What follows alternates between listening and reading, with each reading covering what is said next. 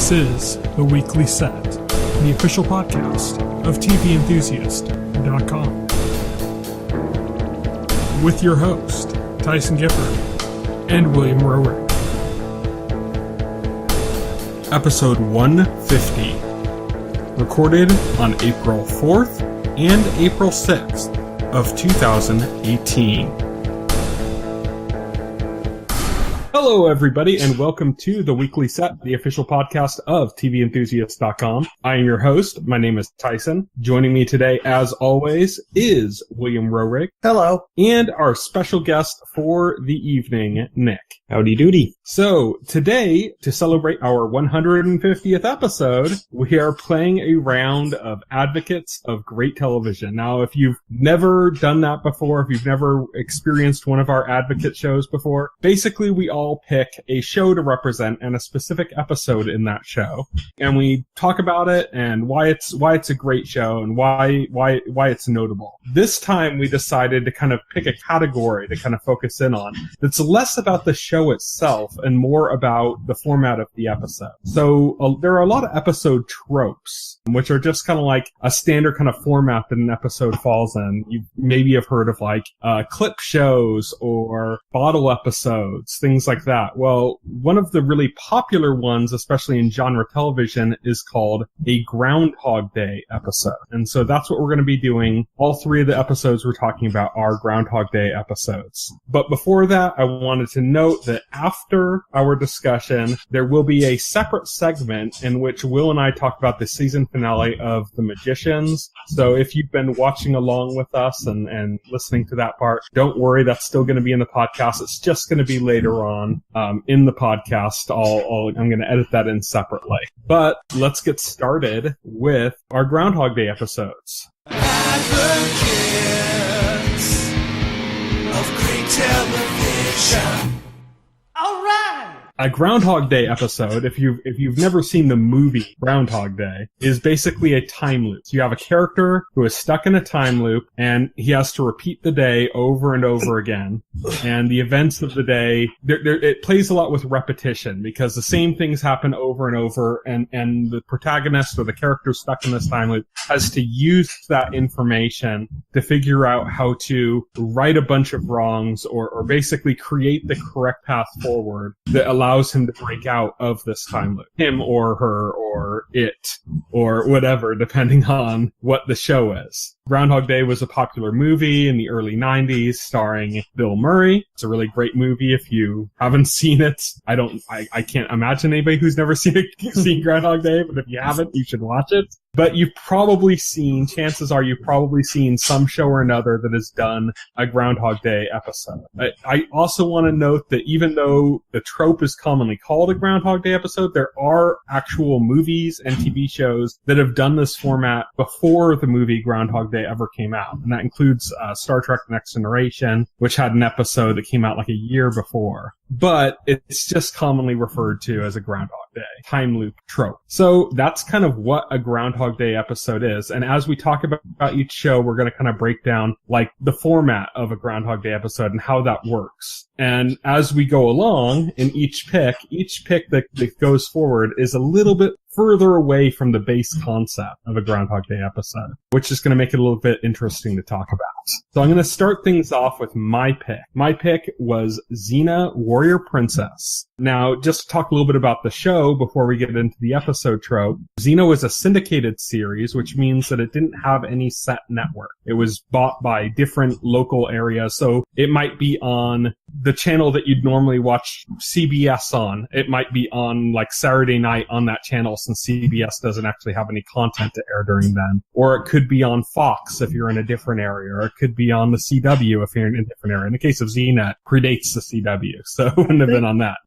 I think it was called UPN back then. Well, I think that even predates UPN. For me, it was on KTLA, which is the channel that the CW is on, which before the CW, it was the WB, and before that, it was just syndicated stuff. That was all that was on it. But for everybody else, it could have been a completely different channel. It's a series that was filmed in New Zealand. It's a spin-off series of Hercules, The Legendary Journeys, which was also a syndicated series. Both of them were produced by Sam Raimi and Robert Tappert of the Evil Dead series. And it was just an example of how you could make a show fairly on the cheap, but be kind of ambitious. Because that was one of the things about Xena is like, you watch it now and we're going to be talking about how a lot of it's pretty cheesy and stuff, but in some ways it was really ahead of its time, with things it was doing, especially with like episode tropes. I mean, this is one of the earlier Groundhog Day episodes that I've ever seen. That's why I picked it as my pick, is it's probably the first one that I noticed as a Groundhog's Day episode watching it, where I'm like, oh, this is like that movie and it's using that same format.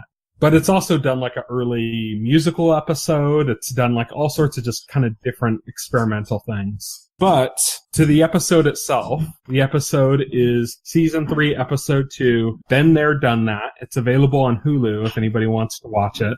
And yeah, so this is it's kind of like a Romeo and Juliet meets Groundhog Day. The show starts with her just waking up immediately in this small city, and she wakes up in a barn, a rooster crows, and goes through the events of the day, and there's this feud between these two families, very Romeo and Juliet-like, and she's trying to figure out how to stop it, and what part she can stop and what part she can't, and what's going on with the whole conflict. So that's kind of like the basic format of the episode. Now, Nick, I talked to you earlier, and you were surprised you didn't know Xena was this kind of a cheesy show as it was. Pretty much. I had heard about Xena, and I heard about, Hercules and so on and so forth. But I guess I was a little surprised at just how not so serious they were. But then you mentioned then they were directed by, they were basically created by Sam Raimi, and I go, oh, okay. It then at that point started to make a little more sense. And like I said, it was still a little bit surprising. Go, okay, this is interesting.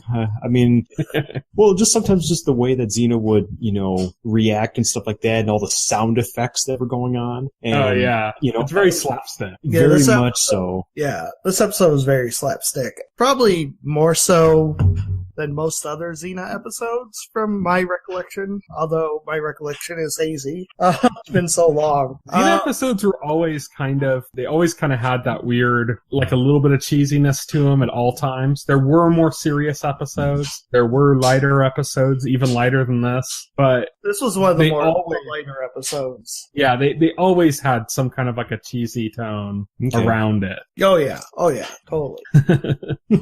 But yeah, this one is very kind of like paint by numbers Groundhog's Day. Except, as I mentioned, there weren't that many Groundhog Day episodes, but when this episode had aired. So it wasn't something that was like a really common format, except for it borrowed heavily from the movie itself. So like the movie, and this is something you're going to see in each one. Each one of the shows we're covering today has an example of this. There's like a key phrase or moment or soundbite or something that triggers every reboot. Every time the person wakes up and the day's starting over again, there's something. So in Xena, it's basically like they replaced the idea of the radio alarm clock from Groundhog's Day, and also in Supernatural, with a rooster, because, well, it takes place in ancient Greece. Yeah, before, of course, radio existed. That I'll say this, that rooster, the sound it makes is the exact same one that is the exact same sound effect that is the alarm for my girlfriend's alarm clock when she wakes up in the morning. And I just and of course it just gets louder and louder and louder and louder and louder until she turns it off, and I hate it every time. So you gotta listen to that. PTSD is what you're saying. What's that? So it gave you PTSD is what you're saying. A little bit. I was like, oh no, not this again. It's like that makes me think of like, I felt like Xena in some of those days she had to repeat like, no. She has a great face. Lucy Laws has a great face for showing like anger and exasperation. She really does. She's very animated. I noticed with her facial expressions. This episode, yeah, they basically like take Romeo and Juliet and mix it with Groundhog's Day, and that's the episode. Pretty much, except you're not kind of, it's like an outside observer of Romeo and Juliet. Like it's like some random person on the street that's gotten tied up in this whole mess. Right, exactly. But, it follows the trope very, like what you'd expect with Groundhog Day. One of the things I love about Groundhog Day episodes is when you start to get through the repetition a lot and you start to see the exasperation of the person going through it and they start to get fed up with it and then they start acting recklessly because they just don't care anymore. Right. That can be mined really well for humor. I mean, I love that there was a part where she just killed the rooster because she thought that was like the best way to get out. I laughed. Straight up murders Jockster and goes back to sleep. Yeah. Gabrielle is just like dumbfounded. Completely. And then just starts sucking thumb like a little baby going to sleep. He's just like, you killed him! And she's just like laying back with her hands behind her head. That's like a very standard thing you'll see in a lot of Groundhog Day episodes is when it can play with humor with that. Like, you have to imagine somebody's going through this repetition over and over again. And after a certain point, they're just like, nothing I do matters, so I'm not going to care. And if you've seen the movie in Groundhog's Day, there's a part where like he stole the groundhog and went on like a chase with the police chasing after him and like went over the cliff. He might be okay.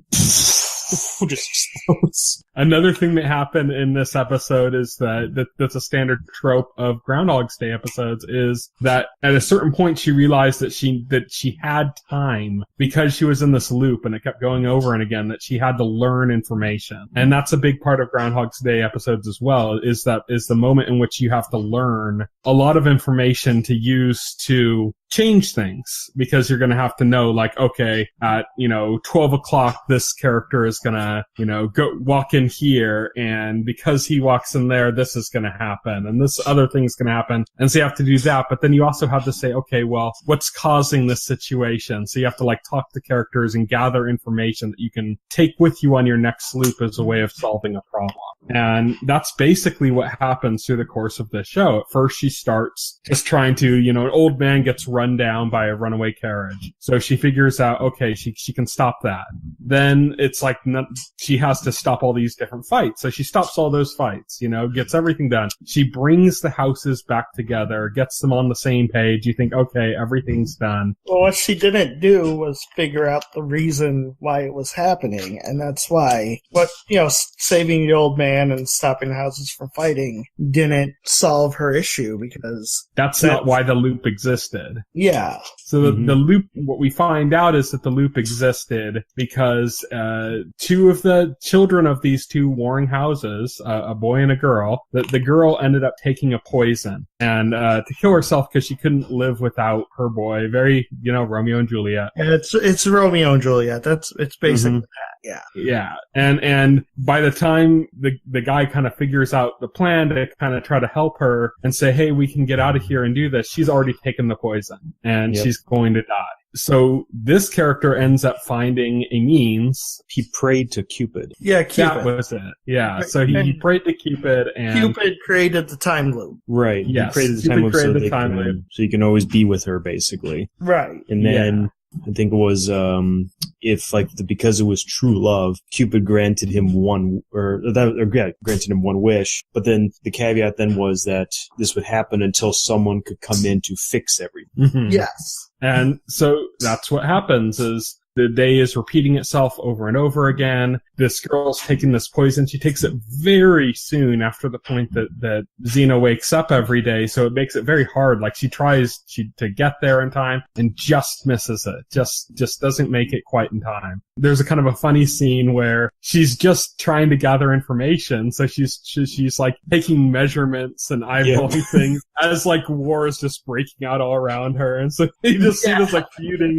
She's like hanging off of like a post, holding her thumb up and judging distance. Gabrielle's staff, and then she's trying to fight this guy while she's trying to do some more measurements and fine tuning. So she's trying to figure all of this out. What you end up finding out is, of course, Xena uses her chakra. If you haven't seen it, it's like this round disc that she throws and it bounces off things. And it's actually kind of similar to like Captain America's shield in the way it uses. So it just will infinitely bounce off things. Maybe it's made out of vibranium. I don't know, but it's actually pretty ridiculous.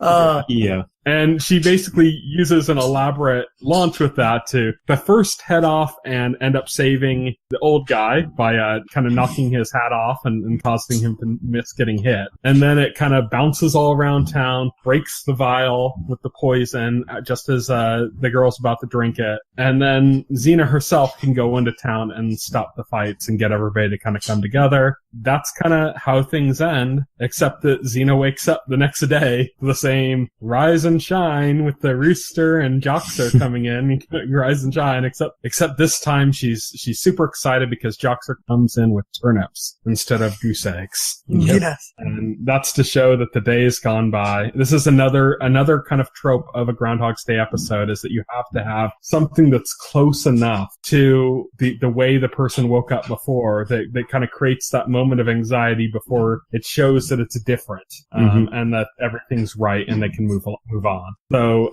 in the case of Groundhog's Day, I believe they played the same song the next day, but the twist was that he was in bed with the girl and they had mentioned on the radio that they were playing the song again. Yeah, and here it's, so that's it. That's the Xena Warrior Princess Groundhog's Day episode. Been there, done that.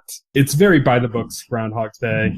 As we were mentioning, Xena's kind of a pretty corny show. You don't really get that invested in any of the characters in the time loop in this one. It's kind of just mostly about Xena being in an annoying situation and getting herself out of it. That seems to be kind of like the real focus on it. It never gets too serious. Even with people dying, it's never too serious. Which is just kind of interesting. It's another thing I've noticed is that part of the trope of Groundhog Day episodes in TV is there's almost always like a life-threatening event. And that goes back to the pre-Groundhog Day episode of Star Trek, the one that came before that, where the Enterprise was going to explode and it looped back. And so there's always like a catastrophic event. But if you think about it, the original Groundhog Day movie didn't have any catastrophic event. It was all about like finding love. So I just thought that was kind of interesting. Let's get some final thoughts. What did you guys think of the episode? I enjoyed it. I thought it was funny. Not the best episode, Xena, but decently entertaining. Yeah, I would probably agree that it was entertaining to watch, and I guess, as someone who never watched an episode of Xena, let's put it this way, it did not, pique my interest to watch more, but now you get all the lesbian subtext everyone talks about. Well, and because I recall that, later on the episode when I see those two, and I'm thinking, oh yeah, I think I remember reading about that, and how they kind of broke the mold, I guess, as it were, at the time, which I think was ahead of its time, I guess, if I remember correctly. So, I mean, the characters weren't actually like lovers or anything like that, but it was one of the first shows to have like a really strong gay following, where like people in that community were really involved in the show and were really interested in it. I mean, they'd had, of course, shows with like rabid fan bases before. Star Trek is a perfect example. Yes, but like if Tumblr was around back then, there would have been a ton of Xena Gabrielle shipping going on. Oh yeah. This is like an early example of shipping. I think there was a lot of early examples of fan fiction going on with Xena. Yeah. It was a big like community show in the same way that like, Star Trek was, except it was able to reach out to like groups of gay people that were really interested in the kind of like friendship between these two women and this kind of subtext they're in. But yeah, so let's move on. Let's go to Will's pick. Will, introduce your pick, talk about the show, and talk about the episode. Okay, my pick is Supernatural, Season 3, Episode 11, Mystery Spot. Supernatural is a show about two brothers and they're monster hunters. They go out and they hunt and kill monsters and solve mysteries and all that good stuff. It's just been renewed for its 14th season on the CW. Yeah, so it's been on. Have you seen Supernatural before, Nick? No, I have not. I had heard about it, and I pretty much went into it blind. I really had no idea what to expect. All of a sudden, though, when I saw, Supernatural and they're hunting stuff out and whatnot, and I thought, oh, is this going to be like one of those horror type TV shows? But no, it actually wasn't really so. It can be. It can be. Okay. Here's the deal with Supernatural. Why I love Supernatural so much is the show is so flexible in its tone. Like, there are episodes that can be pure comedy, and then there are some episodes that are just pure horror, like lean hard into horror. It's kind of like the X-Files in that way. Yeah. Where the X-Files can do like really weird episodes that are just kind of funny and ridiculous. And then like the next week it'll do like the heavy mythology episode. Lots of crying. And oddly enough, this was a trickster episode, and those tend to lean more heavily into the comedy. But this one was actually more in the middle, interestingly enough. There are definitely funnier trickster episodes and definitely funnier episodes of Supernatural in general. But yeah, normally the trickster episodes are very funny, and this episode was still really funny. It was still funny, but it got really dark and serious, especially towards the end. A little bit, yeah. Yeah. Supernatural, like you said, what did you say that it's 14th season that got picked up for? What's interesting kind of about Supernatural, at least from my perspective, is that the series was originally following like a 5-season arc, and you can pretty much watch those 5 seasons and get pretty much a whole story. Yeah. But then it's continued on for now with it 14 seasons. That means another 9 seasons beyond. And I consider that like the longest epilogue in TV history. Longest ever. I mean, it was conceived as 5 seasons because I'm sure the show's creator, Eric Kripke, probably didn't think he would get more than 5 seasons of the show. It was a struggle. It was really funny, too, is that when the show was on in those first 5 seasons, it was always like on the bubble if it was going to get renewed or not. And now it's like, so it like struggled every season for the first 5 seasons, and now it's just like, yeah, sure, another season. Take for granted. Well, because the CEO of the CW basically said in an interview that he'll renew Supernatural as long as they want to keep making it. It's got a pretty rabid fan base now, so yeah. It's going to be another one of those, Simpsons, deals where it's just going to keep going and going and going. Or South Park. Thankfully, Thankfully, it's live action, so like I have to imagine at some point these guys are going to be like just too old to continue doing it. One guy, it looks like the guy who plays Dean, he just turned 40, and then the other guy, he's 35, 36. I just looked up. Yeah. So they're still young-ish. They're still youngish, yeah. But so this episode basically it takes the Groundhog's Day format, and it's a lot more similar to how Xena did it, where it's got all the familiar elements of the trope. It's got the radio, the song playing on the radio every day, heat of the moment. I really love about Supernatural too is like how they incorporate like classic 70s, 80s music into the show. Yeah. Yeah, like the Heat of the Moment, I think was the opening song or something like that. Yeah. Plays on the radio every time Sam wakes up. So the premise is like they're in town, they're investigating a disappearance. There's this mystery spot, tourist attraction, and somebody disappeared. Where the laws of physics have no meaning. Somebody disappeared and they're investigating it. And except like this day, Dean dies. And then Sam wakes up. And then that's the loop. The loop is like Dean dies and Sam wakes up, and Sam, getting increasingly more frustrated and tortured each day, has to figure out how to get out of the loop or what's causing the loop. And so I should add that there's a strong emotional component to this if you watch the rest of the season. Yes. Because basically, and they cover it in the kind of, Supernatural does that instead of like previously on, they do like then, and they show a bunch of clips, and then now, and they start the show. And they cover it a little bit in the then, but basically, in order to save Sam, Dean basically sold his soul. Yeah. And he has like a year basically until his soul is going to be claimed. And so he's going to die. And through this season, this is kind of like Dean's last hurrah going through this whole season of like, you know, he knows that he's going to be claimed and taken to hell. And up until that point, he has that 1 year, with Sam. So when Sam's getting like really frustrated with all of Dean's deaths and freaking out, it's all about kind of what's going to happen like later in the season. Okay.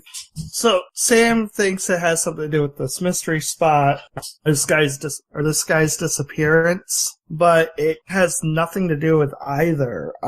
He ends up after so many, and it's hilarious, and also like some of the comedy comes out in like how Dean dies, right? Because he dies in like all kinds of slapstick ways too. Running by car, furniture lands on him. Yeah. Dog mauls him. Yeah, that might have been one of my favorites. That was, oh, hey there, boy. Electrocuted, choking. It's like Sam can't like leave him for like a second without him finding a way to die. Right, exactly. I was just waiting for like Sam to just kill Dean out of just frustration. Yeah, that's a Groundhog Day trope, but we didn't really get that in this one. No, because we didn't have that happen. The closest we got to that was when Sam started freaking out and tearing down the mystery spot, and then accidentally killed Dean. Accidentally killed Dean. Yeah. There's the frustration there.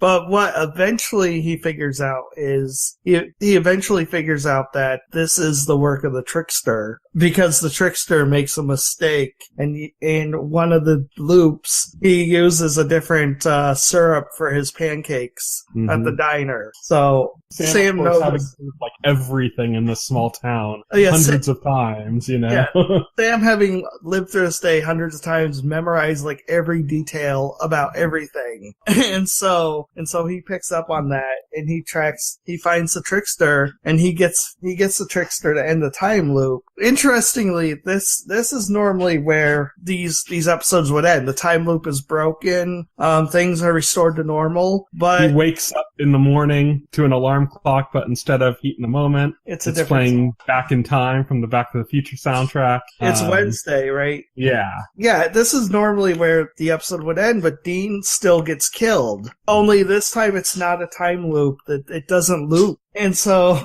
we get this we get this thing where we jump ahead 6 months, and Sam is like obsessively trying to hunt down the trickster. And like super focused, super obsessed. We get like Bobby's there, and like he explains like he tracked down the trickster, but the summoning ritual requires like a gallon of human blood, which basically means killing somebody. And Sam is fresh like human blood. Yeah, fresh human blood. Yeah, exactly, fresh, which basically means outright murdering somebody. And Sam's just like, okay, I'm gonna do it.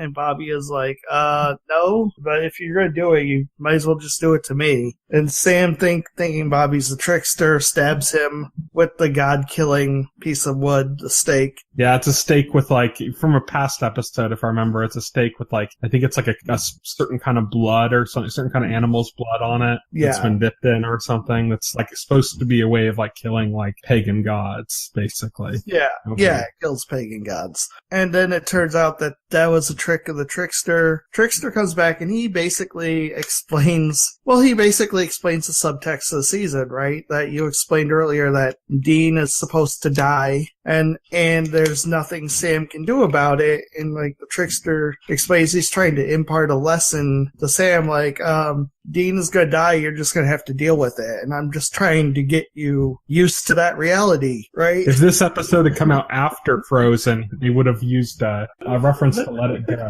Yes. Sam, not willing to accept that, manages to coerce the trickster into sending him back to that Wednesday when Dean died. Trickster's just like, screw it, I'm sick of this joke anyways. Yeah, I'm sick of this joke. Sends Sam back, and then that's when the episode actually ends. Yeah. So Sam, gets ready to leave the hotel with Dean, and is like, that's it, he's out of there now. And that's the end of the episode. So Nick, since you haven't seen Supernatural, but you've heard about it before, I know you have to have heard about it because Travis on the forums that we post on really likes Supernatural, and he and I have posted back and forth using like animated GIFs and stuff from the show quite a bit. So at the very least, you have that, but you probably heard about it more than that. Does this make you, like, first off, before even getting into the Groundhog's Day aspect, does this make you at all interested in the series? It honestly, it actually does. It's an interesting premise of, like you said,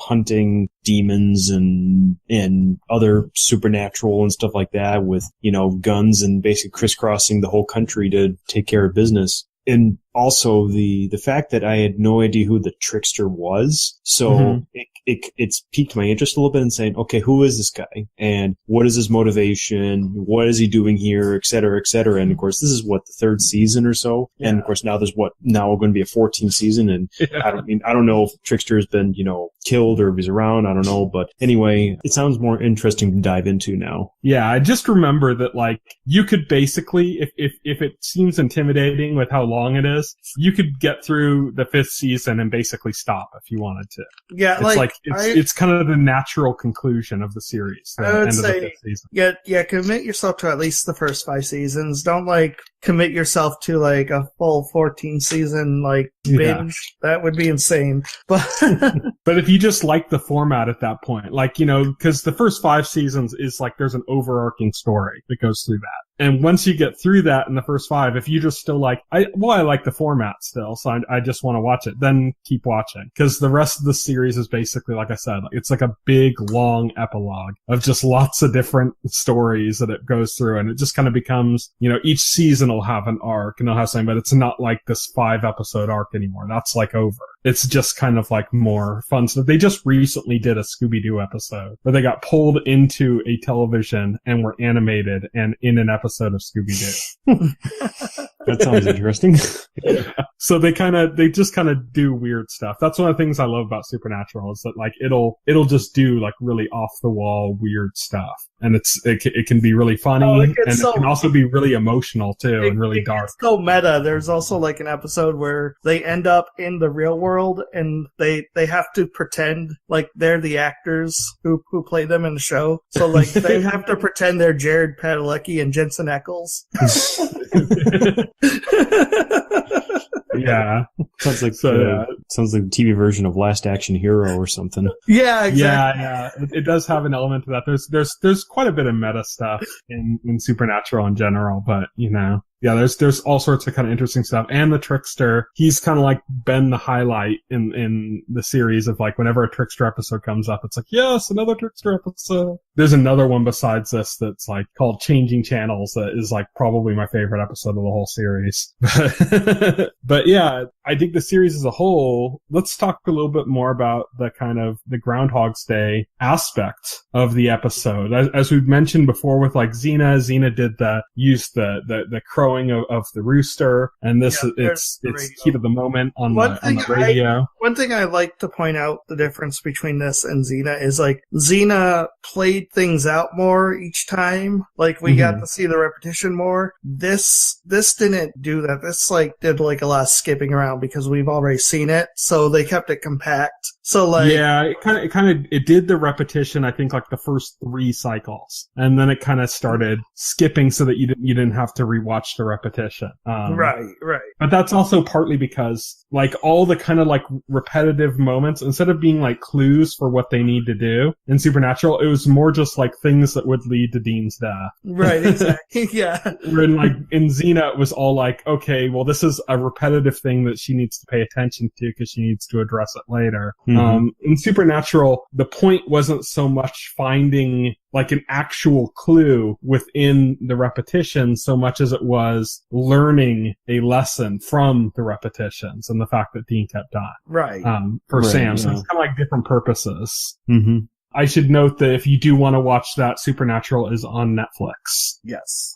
And Xena is on Hulu if you want to watch Xena. And that's going to bring us to Nick's show, which is also on Netflix. And I'll give that away to Nick. All right. So, so my pick was Person of Interest. And specifically it was season 4, episode 11. It was called If Then Else. Basically the premise of the show is basically you have a former special forces assassin type of person, and then you have this super computer genius sort of person, and he created a machine essentially that would basically essentially monitors everything and anything that has surveillance. It's sort of like a version of Big Brother, but it has this way of essentially identifying people who may be in trouble and stuff like that. It could take all the information it's processing and then predict outcomes based on that information. Correct. Yeah. In the series, they talk about it that he created it after 9/11. Correct. As a way of stopping like terrorism. Mm-hmm. Yeah.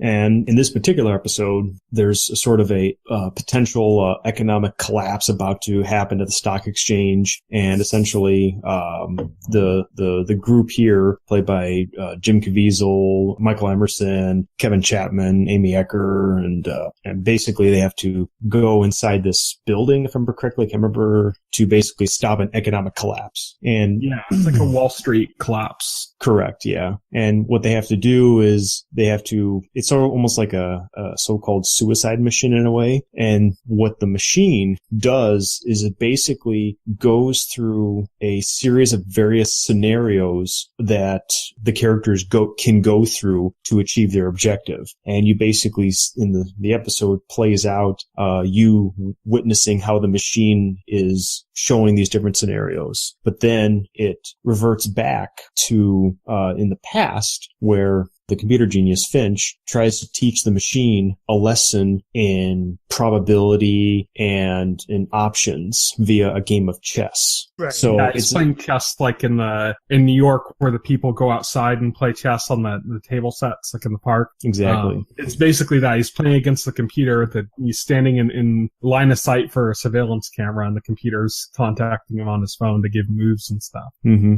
So it's interesting, because the premise of the show is that there's this computer that can take information and predict outcomes, and you don't really see that, you're just told that, but this episode you actually see that process in action. Right. It's interesting. Mm-hmm. And I think the reason why this particular episode, I think, has very much is a Groundhog Day type, episode, is because you do see basically the same day played out in different ways. Right. But unlike all the other two shows where it's really the same, it's an actual time loop. This is not really a time loop, as it's really time has stopped. Mm-hmm. And now you basically see different outcomes happen. Right. Yeah, it's like the ridiculously fast processing of a computer, analyzing every possible outcome. Unlike the other, this isn't like something happening to the characters, so you don't have, right off the bat, you don't get the tropes of the characters being frustrated at repeating events, or the characters getting, careless, or trying to find a way out of the loop. The time loop isn't actually happening. This is just the computer running a simulation over and over and over again, trying to find the scenario that leads to success for these characters. Success and survival. And survival. So it's running through a scenario, and then character gets killed, the mission fails, and the computer's just like, nope, that's not going to work. Let's try this again. And it's literally just doing it in very quick amount of time. They make a note in one of the past sequences that for the computer, a second is like an eternity. And so basically, in the time at which like a confrontation begins, which is, where this episode actually gets its verbal loop cue, which is like, as we mentioned in Xena, it was the rooster. In Supernatural, it was heat of the moment. In Person of Interest, it's Michael Emerson saying, give it a moment. It needs time to think. Give it a second. Give it a second. Yeah. It's got a lot on its mind, and then it's got a lot on its mind. Yeah. That's the cue for this episode. Mm-hmm. And so then then it goes through the different variations of how they can get through the situation. The computer's like desperately trying to find a situation. It can find a way to maybe, solve the objective, but then it doesn't necessarily get its people through the situation alive. So then it's trying to do that again. And throughout the episode, it's routinely going back also to, I believe it's 2003. Yeah. When he was training the machine and basically like the last point in this, after he'd been teaching it this game of chess the whole time, after the machine ends up winning the game of chess and asked to play again, Finch is like, no, I actually don't enjoy chess, because chess comes from a brutal time in which people thought themselves better than others and gave themselves ranks and positions of power that were greater than others, pawns and kings, and kind of like expresses the idea that like no one person is more valuable than the other, and how important human life is. And this is like an important part of the entire series, because I don't know if you guys picked up on this, because you said that you watched the first season of Person of Interest, but didn't really watch too much more than that. Right. Pretty much, yeah. Both of you. But if you kept hearing through this episode, they kept talking about Samaritan. That's a different AI. Correct. So there's two AIs, and they're kind of at war with each other, basically. And you have this one AI that was trained very carefully by Finch, because Finch is like terrified of basically what a lot of people are scared about when it comes to AI. Like they're afraid it's going to be a Skynet scenario. Right. That, they're going to just destroy us all and stuff. Finch was very careful about that. It was very careful in how he raised this machine to understand the kind of the value of human life and stuff. Whereas Samaritan wasn't raised in the same careful way. It's more cold in its approach, It's more routine, more computer than you'd expect. So because of that, you have like lines throughout the episode about like, oh yeah, there's one point which one of the loops that fails has Reese, the special forces guy, ends up pulling a grenade and wipes out a bunch of Samaritan's forces after he's shot and dying, because it's standard issue. And because like they know Samaritan's MO, they know that these people are going to have these things, and because of that, he knows exactly where the grenade's going to be and how to use it against them, because Samaritan is predictable in that way. Another thing I liked about this episode was, like, again, it makes, like, the AI, the machine, it makes it a character. There's a sense of urgency, well, it's too. the perspective character of the time loop, too. It is the perspective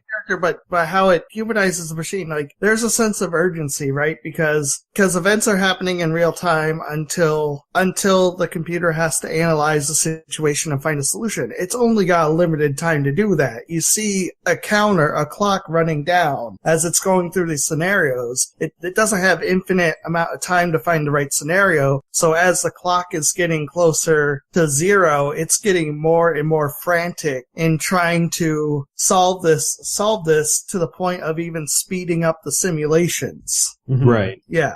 They really did give like a sense of the machine being like frantic, like in desperation to try to save everybody. And they really do a good job of creating this kind of feeling of this bond that like the machine is almost like this like motherly role of somebody that's really worried about these people and trying desperately to like save them, to protect them. And it does that with like, there's no dialogue from the machine. You just see like simulation output information. I actually really dug, there was a part in the episode where, as it was going through one of the simulation things, I think it might have been the last one, like the characters just stopped talking in actual dialogue and we're just literally saying like the kind of dialogue they were saying, like witty repartee, closing the line that ends on humor, as they're walking around, and it's just like, that's just the machine processing it more quickly, I think. Yeah, it was speeding up the simulation because it was running out of time. So I think one of the interesting things about the episode and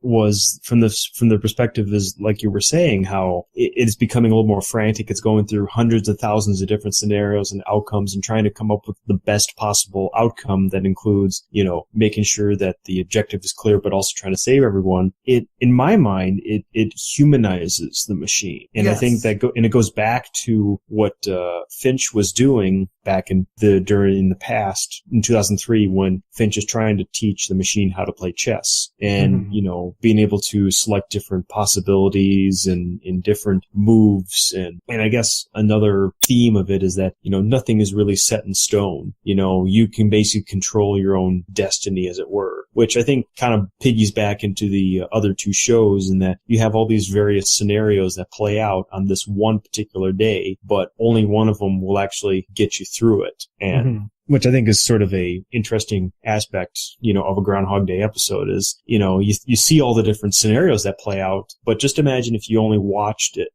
the successful scenario that played out. And just seeing how that connects with everything else. So yeah, definitely. I really enjoyed this episode. I also wanted to bring up, before we finish our conversation on it, the title of the episode, because I think Person of Interest has been really clever with the way it titles its episodes. Mm-hmm. So if anybody knows anything about programming, then you automatically know what if then else means. It's computer programming. It's basically when you're programming something, you need an if command, a then command, and an else command. The if is saying when something happens. So like if you push this button on a video game controller, that's the if. The then is what happens when you press that button, and the else is what happens if you don't press that button. And then it creates a loop, and it gets more complex from there out. But all computer programming is basically based on that principle of if, then, else. And so that's kind of like the thing you're going. It's you activate a scenario. The scenario happens, and then, what's a different scenario? If you don't activate that scenario, what's the else? And that's kind of what this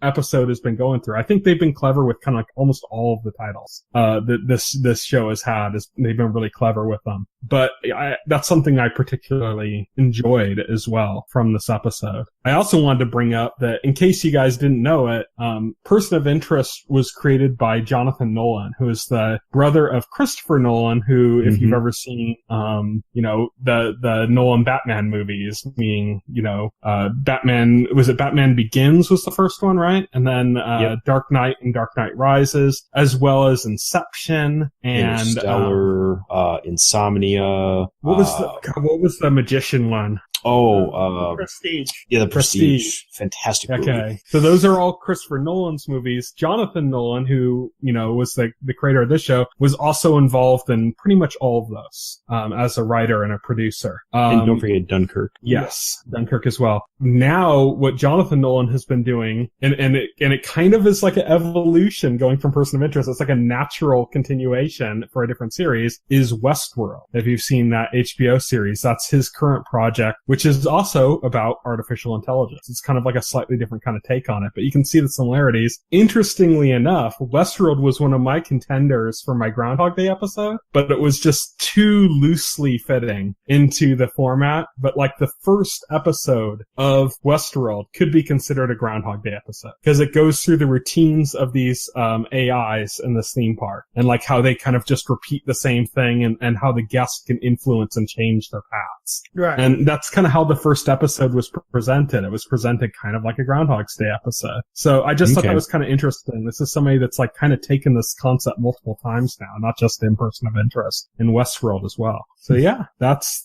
it for our discussion of these Groundhog's Day episodes. We seem to really like these episodes. This has been a favorite of mine for a long time. How aware were you of Groundhog's Day episodes, Nick, before you started watching this? Because I'm sure you'd seen them before, like in other shows. Yeah, I'm sure there was a few other shows here and there that I've watched over the years that did have a very similar. Actually, I think now that I think about it, I think there was like I want to say there was like an episode of Malcolm in the Middle that had something like that, but I don't remember for sure if that was it or something like that. But yeah, there's probably been a couple of other shows and whatnot that did have it. But my favorite example, of course, is Groundhog Day, which is also one of my all-time favorite movies. So when you mentioned that you were going to do this, I thought, that's going to be kind of an interesting theme to tackle. And what was interesting, looking through the list of different shows, I go, wow, I didn't realize there was that many of them that did this.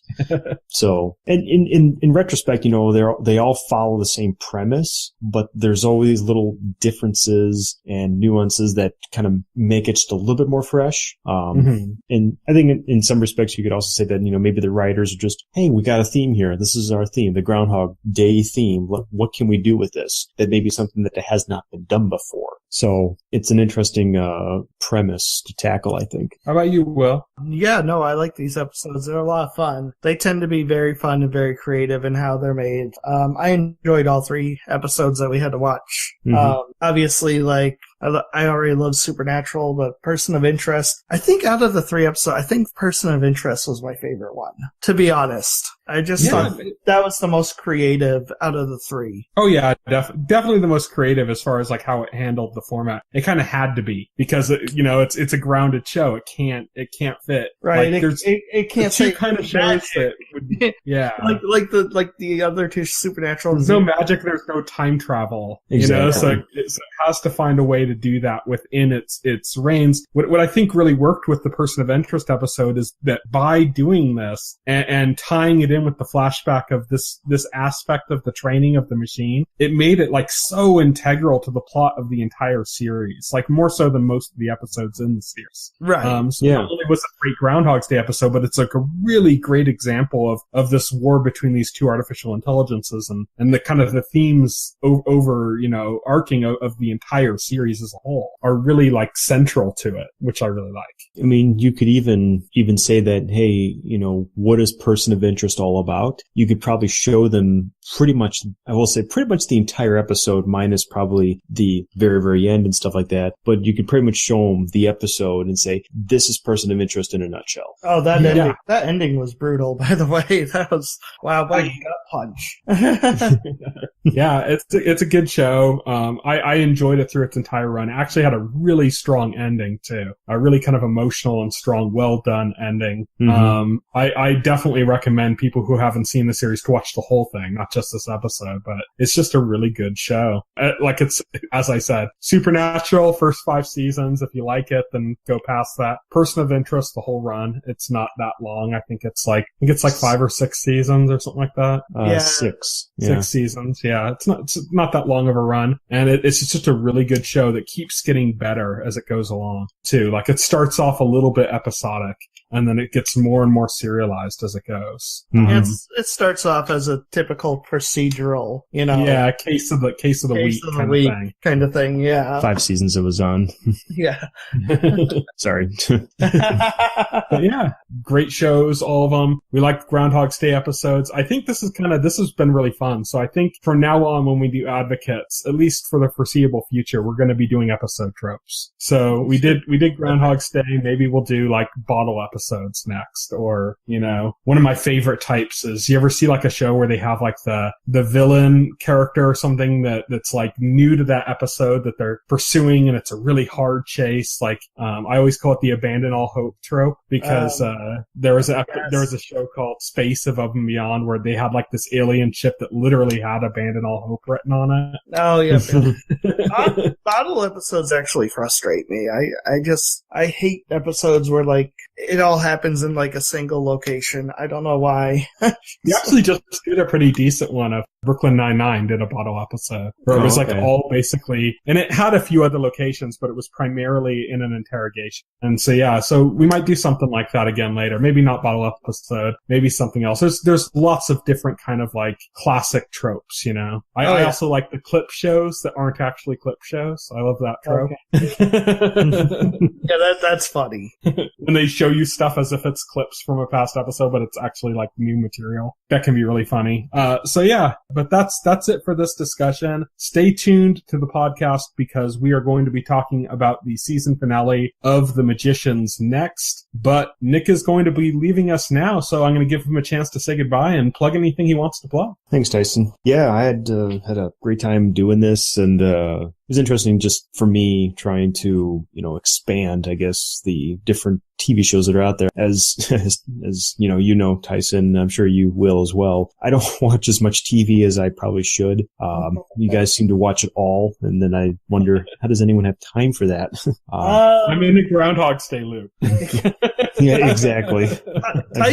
Tyson has more time than me. He watches way more than I manage to watch. Trust me. I suppose, Even I'm falling way behind on so much stuff now. It's crazy. There's so much. I suppose, if I was stuck in, in a time loop and stuff like that, I suppose as a start I could watch pretty much every single TV show out there and be done with all the series, and then, finish all the books I need to read and play all the video games. Although that might be more difficult if everything just resets. I'd have to do one binge playthrough, I guess, but. Yeah. You wouldn't be able to play through you wouldn't be able to save your game because it would just reset. It'll just reset itself. Yeah. But no, other than that, I really don't have a whole lot else to say. It's good to just chat. And definitely. We enjoyed having you on the podcast, and you're more than welcome to join us in the future. Cool. Yeah, definitely. Yeah, I'll keep you informed about what we're watching, and if it ever overlaps, let us know, and you can join us for another episode. Sounds like a plan. All right, cool. So, thank you everybody for listening, and on to the next segment. Okay, so it's time to talk The Magicians, the season finale, season 3, episode 13. Will you play with me? Aptly titled. I was going to ask you that right at the beginning of the podcast, Will. Will you play with me? Will you play with me? Of course I will play with you, Tyson. Oh, boy. Show me some card tricks. Yeah, this was the season finale that saw them finally taking the keys to where they need to be, to the castle with the locked door, which actually turned out to be an inverted castle of the castle in Fillory. It's literally on the other side of Fillory. It's literally on the other side of Fillory. Fillory's flat. Flat Earthers would be proud. Yes.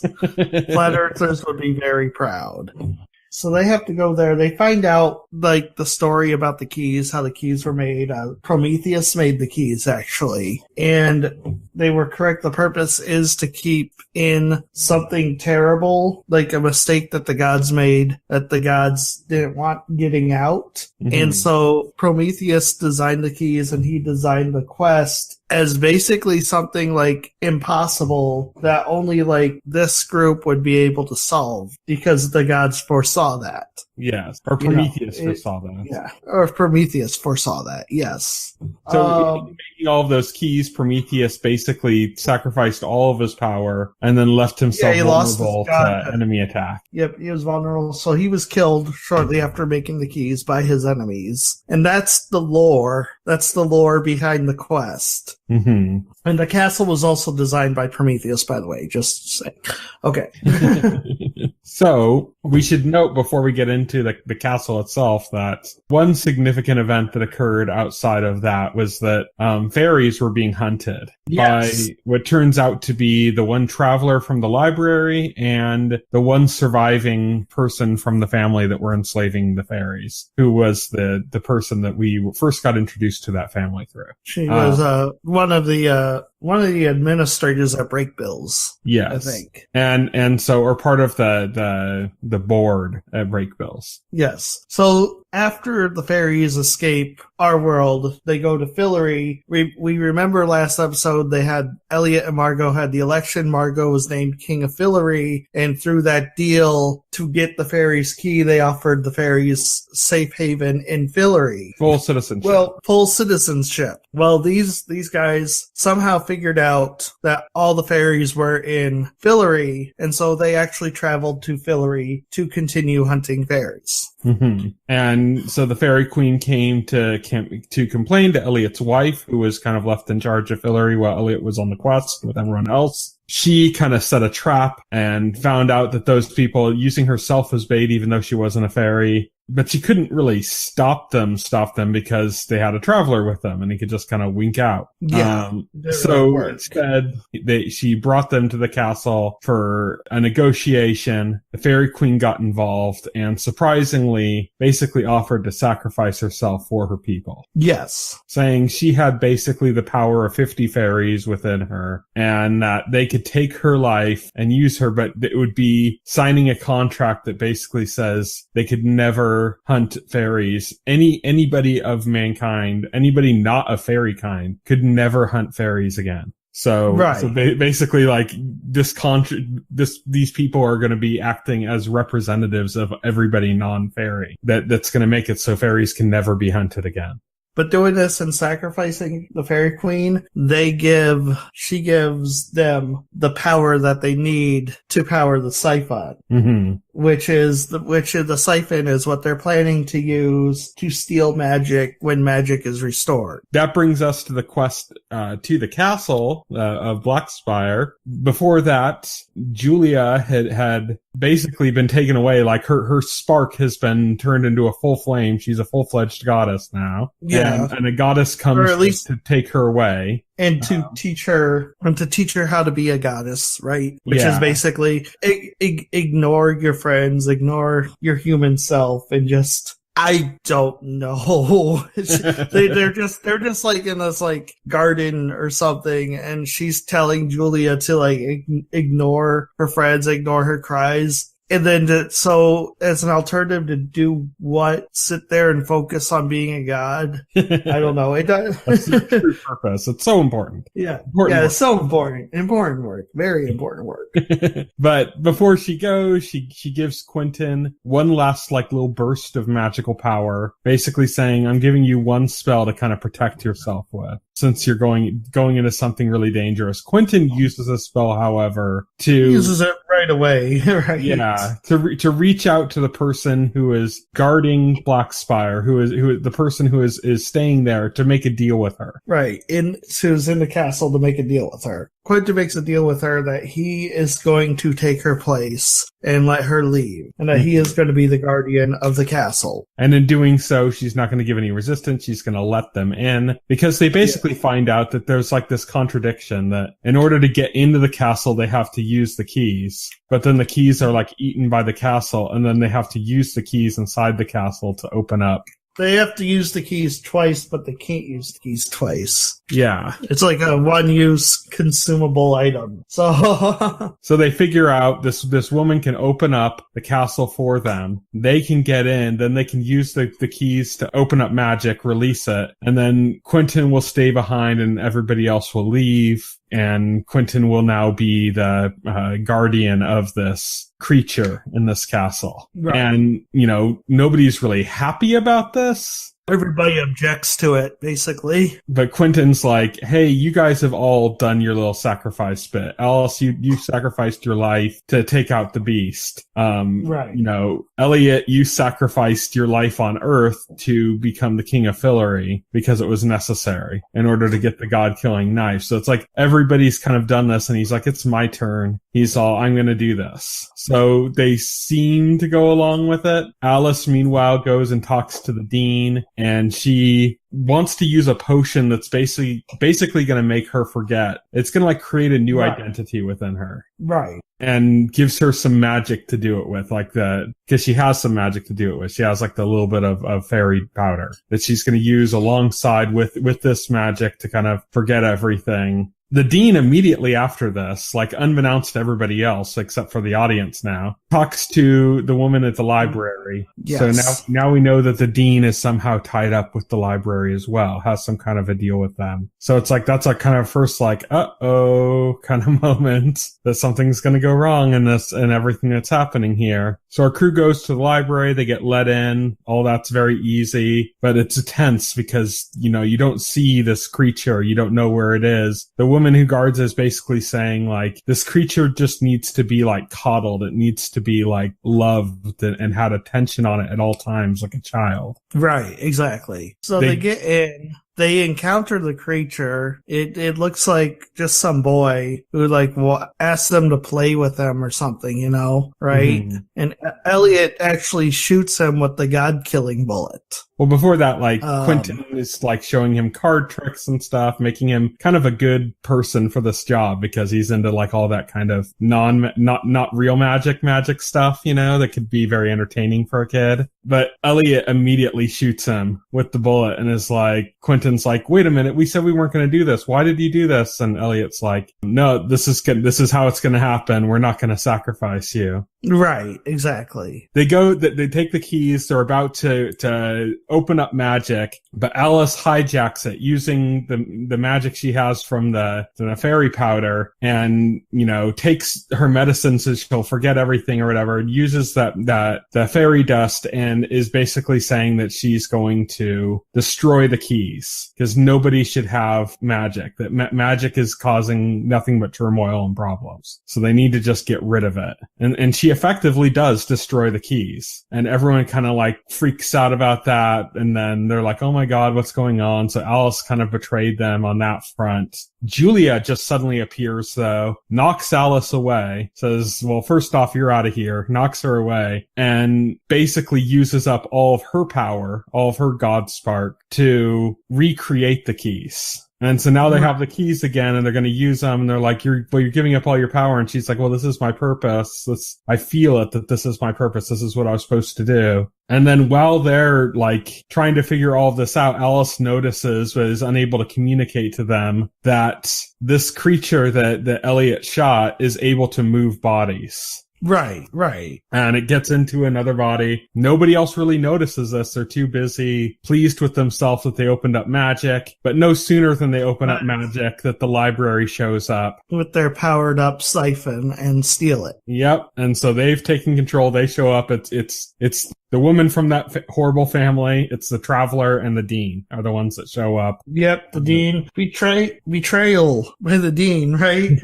At least the Dean, like, stops them from killing them. Like, the Traveler and the woman, they want to just basically kill them all. And the Dean's like, nope, that's not the deal I made. Yep, that's not the deal I made. So at least he saves them from being killed. But the deal is they lose all their memories of their former lives. Wow. And they go out and they live normal lives in the world while like the library controls magic and like apparently like rations out the magic that Breakbills gets to the point where the Dean has to go to the library and like kind of like beg them to give him more magic. Oh, the library's not just partitioning it out. They're being stingy as shit. Yeah, they are being like, which doesn't make sense because like the library is acting like it's a finite commodity when we know for a fact it isn't. It's just because like the gods turned it off that it went away. It wasn't like they ran out. I think it's just because they're trying to control the amount of magic that the students and these people have available so that they don't cause a problem that's going to get the gods to interfere again, Right. Exactly. I think you're right. So in the meantime, nobody knows who they are. Quentin is beset by Elliot, who seems to remember him.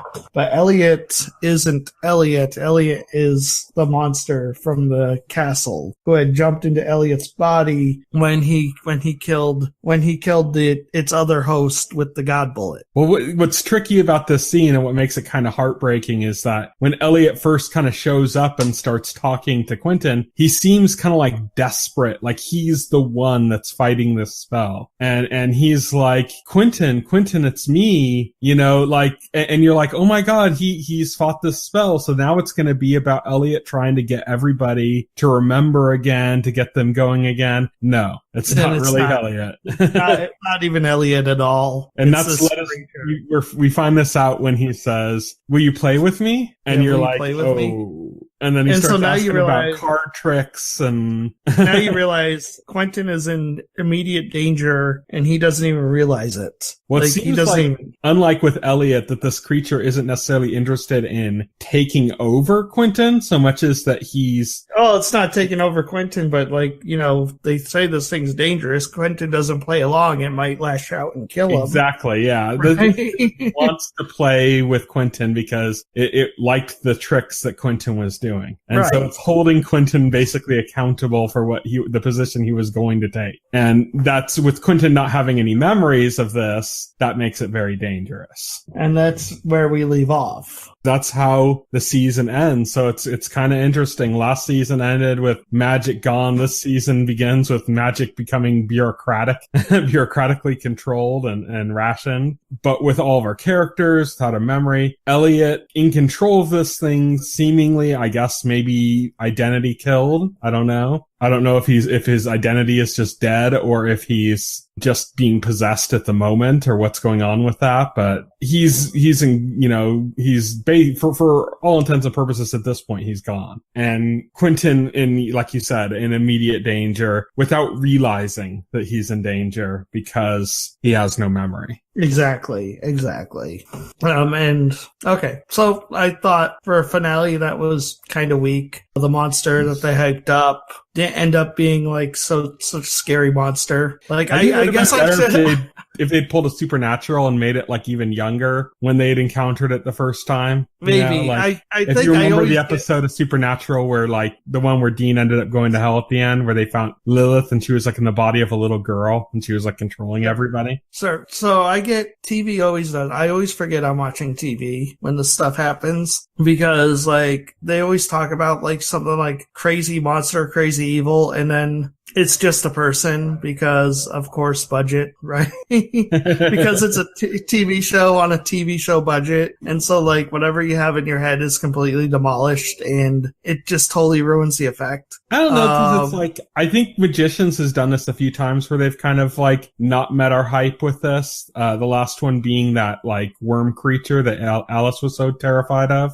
Oh, yeah, they did. They did that in the exact same season, too, didn't they? Yeah. Yeah, they've already done this. But we've criticized. Yeah, I was citing there was that episode of Supernatural from like season 3 where they had like this little girl with the power of Lilith that was pretty terrifying. Right, but that was Supernatural, and that's because Supernatural the way they did it. I don't think they didn't manage to make this creature terrifying in the Magicians. Yeah, I agree there too. I just don't think it's necessarily a limitation of TV. I think Magicians, I think, works really hard to subvert expectations. And sometimes that's kind of, I think, to its detriment. And like also, it builds up the idea that something's a huge threat and then it's not. But then it can also make something seem like it's not a big deal and then it is, you know? And also, I'm not digging the amnesia subplot. I hate amnesia subplots. Like, I hope it's resolved quickly in the first. Yes, season. I hope it's resolved quickly too. But I mean, Magicians does do that. You know, Magicians has historically set something up and then resolved it very quickly. Maybe not as quickly as like Peaky Blinders, where they'll set something up and make you think it's the next season story and then end it in like the first 10 minutes